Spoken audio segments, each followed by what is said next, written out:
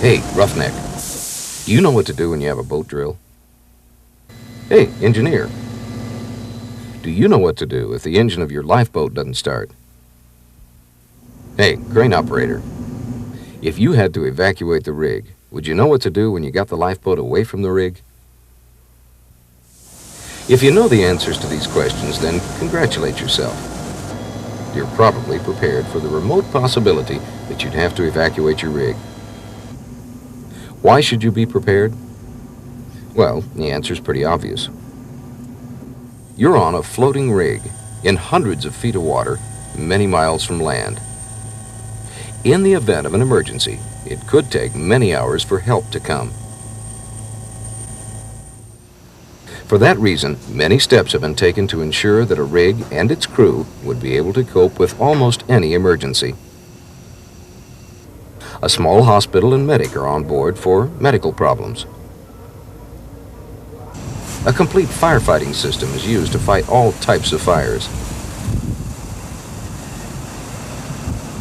A high-power radio set with an experienced operator can keep you in touch with the mainland.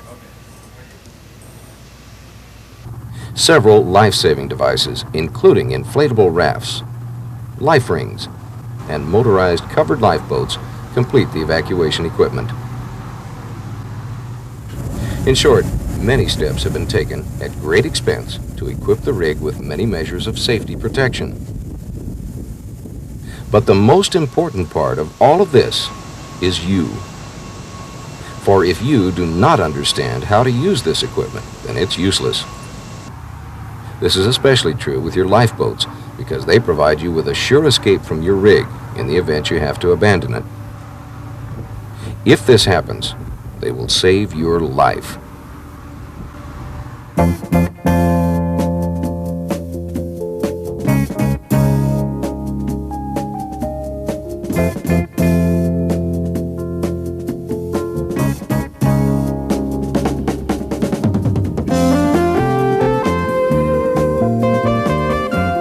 In this program, we'll show you the escape system aboard your rig.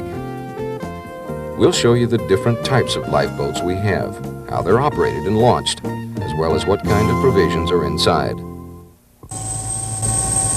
On your rig, you have several methods of escape. The fastest is probably the helicopter. It can transport you to shore in a short period of time. It has several limitations, however. It can only transport a small number of men at a time and is restricted during certain weather conditions.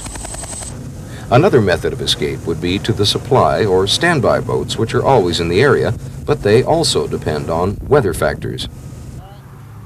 The last method is the lifeboats. There are enough of them for everyone on board your rig, and they can be launched in all types of weather.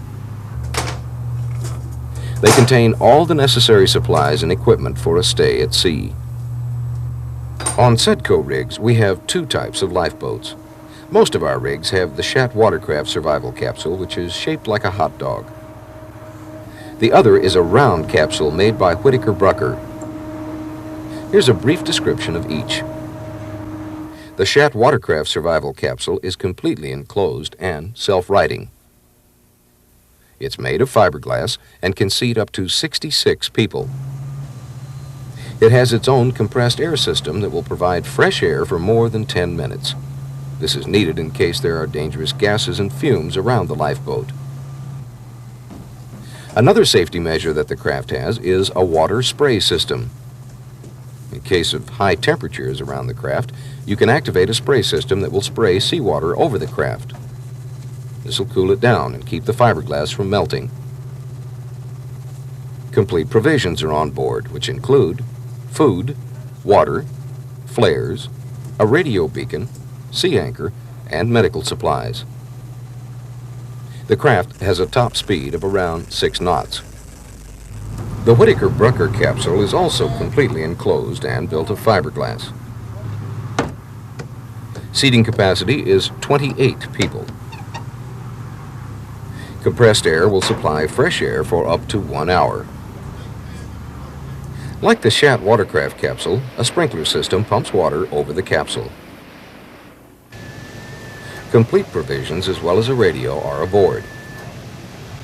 To help you become more familiar with what's inside these boats, let's take a short tour of a Shat watercraft capsule, starting at the forward end.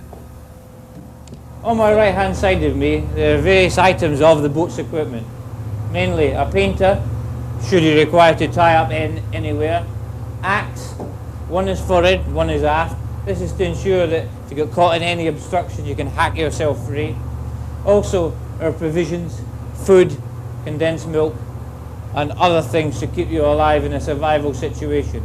Down here we have engine spare parts, and also we have spare life jackets should you pick anybody else up in the immediate vicinity.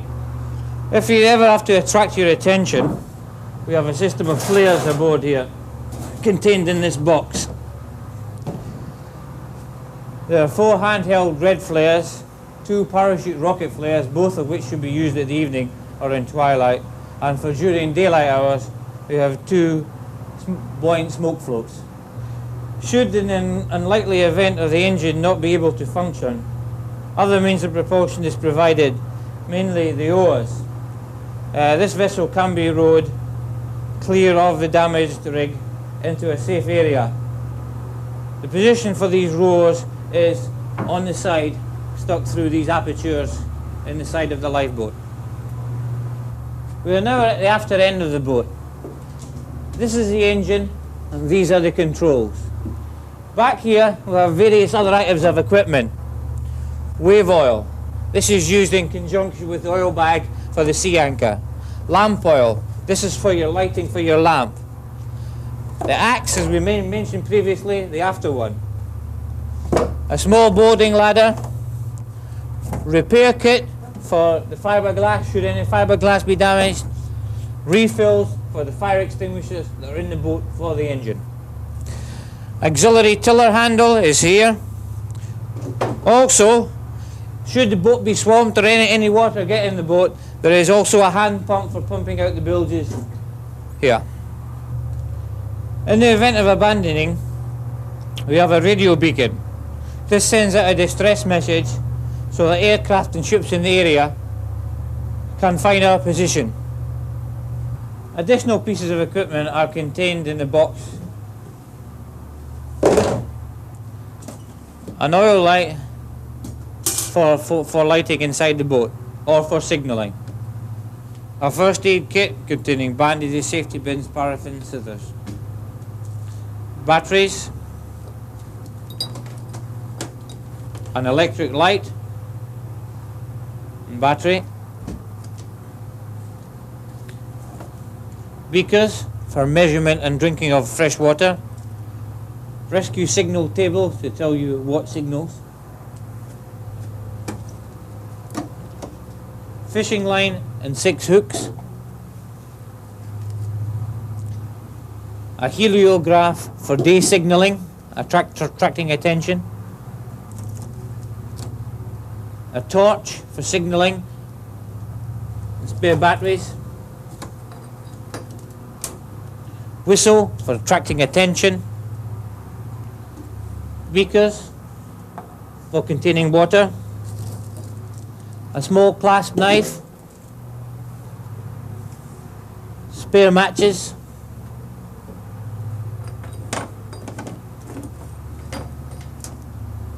Beaker for dipping the water to get it out of the tanks.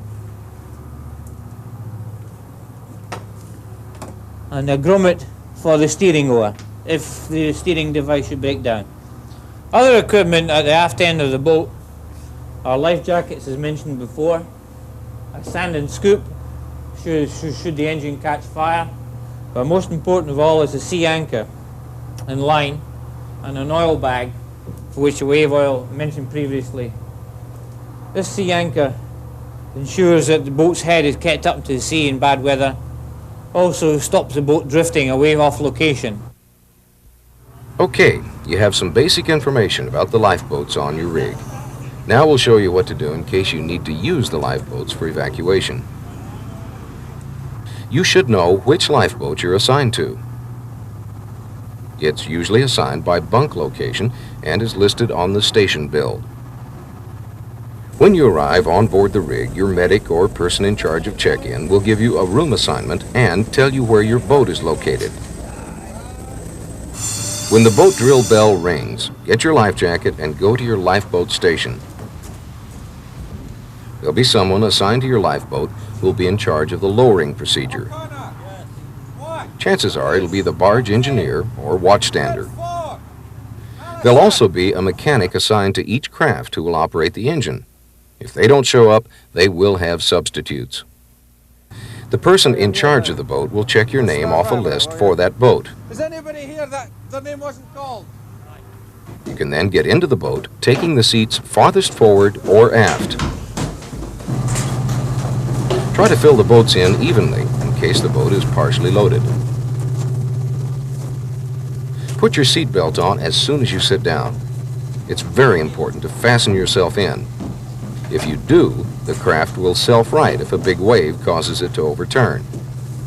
If you're not strapped in, the craft will not self-right, and that could be very painful indeed. When everyone is aboard, your craft can be lowered and the engine started. Since this procedure is different for both types of capsules, we'll outline the steps involved for each.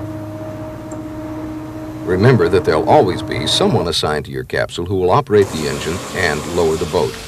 It's important for you to see how everything works in case you ever have to help out. We'll describe the Shat watercraft system first. The capsule is raised and lowered from davits, which have wire ropes that connect to release hooks on the bow and stern end of the lifeboat. Both the bow and stern lines run from one double drum winch. This keeps the capsule level when it's lowered or raised. The first man at the scene of the boats should open both the doors and latch them from the inside. Depending on the model, you may have to release 2 clamps under the bow and stern, like so. This prepares the craft for release. Now, the engine can be prepared for starting. If it's cold, you must engage the cold engine start knob. The engine has 2 hydraulic reservoirs that supply fluid to start the engine. If both are empty or fail to start the engine, then you can pump the hydraulic fluid back up by using this pump located in the engine compartment. When you have sufficient pressure, then you can try to start her up.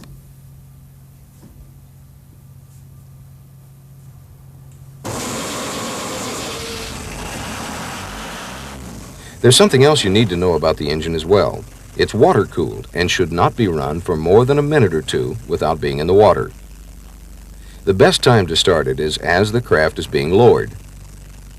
When the crew is all inside with their belts on, you need to close and seal the doors.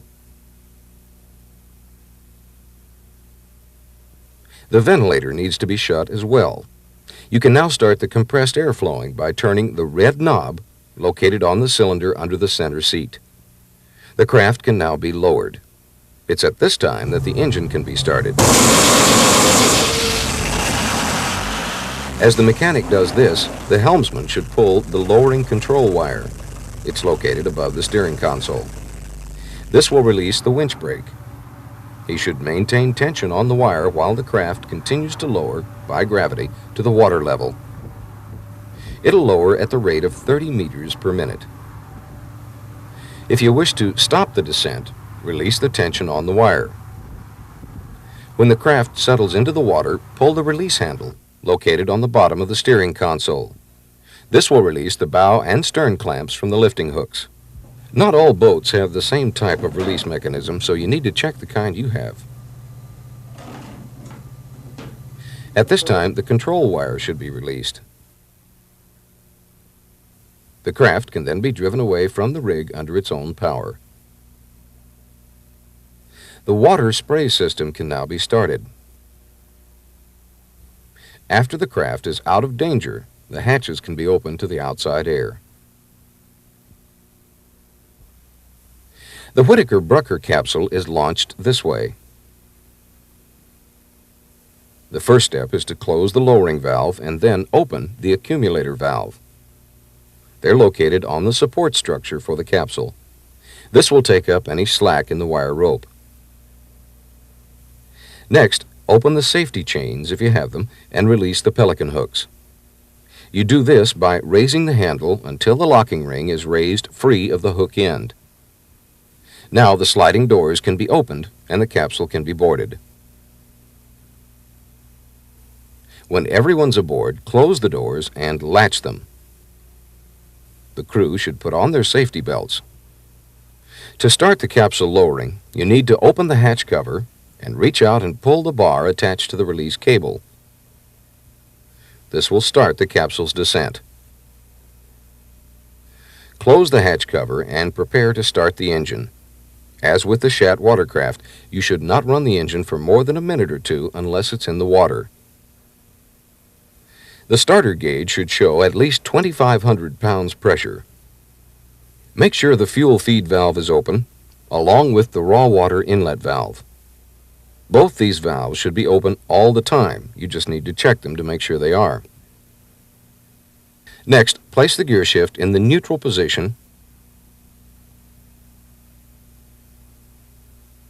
and prime the fuel system.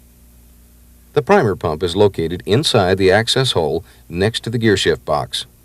There's a silver button in there that you need to press several times. On the left side of the instrument panel is the fuel valve control. Pull it up and turn it. Go over to the right side of the panel where the throttle handle is located. Pull it up all the way and turn it to lock it into position. If you're starting your engine in cold weather, pull up the red control labeled Quick Start for 1 to 2 seconds, then push it back down. Wait about 3 seconds and pull up the starting valve control located in back of the air starter pressure gauge.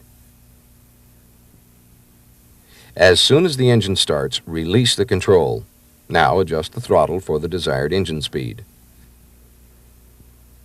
When the craft hits the water, put the gear shift in forward and adjust the throttle. You can now use the tiller to steer the capsule away from the rig. The tiller can be used in both the forward and aft positions. When the capsule's in the water, turn the crank that releases the lowering cable.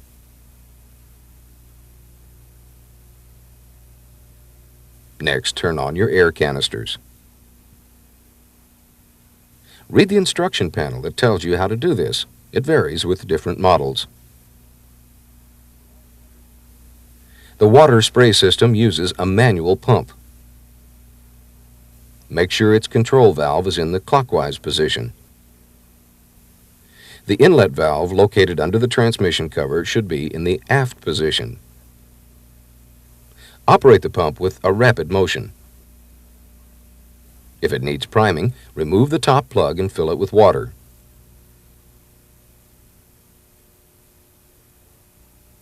Replace the plug and continue pumping. The pumping can be rotated to different crew members in the capsule.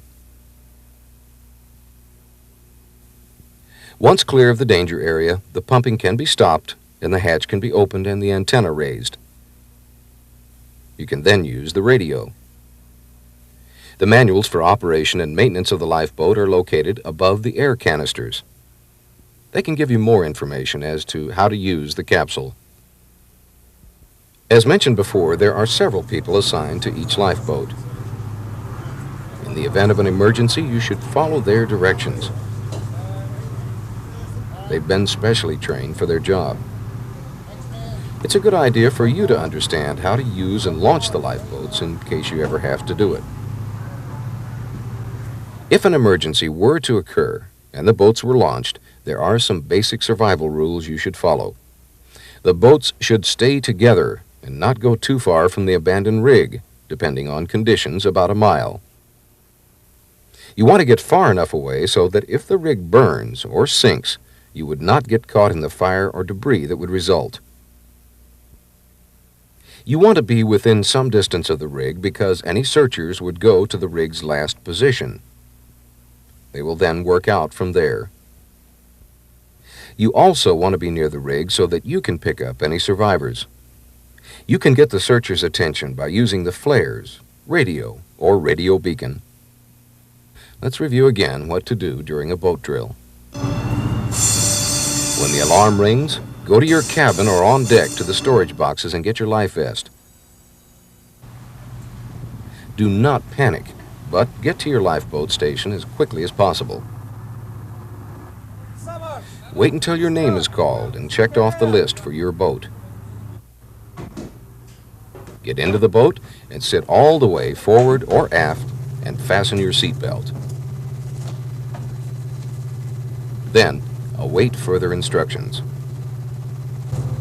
The purpose of this safety film is to ensure that you have training. If you do not have any training, it is possible that in an emergency situation you will panic, and the cause of the panic may cause you to lose your life.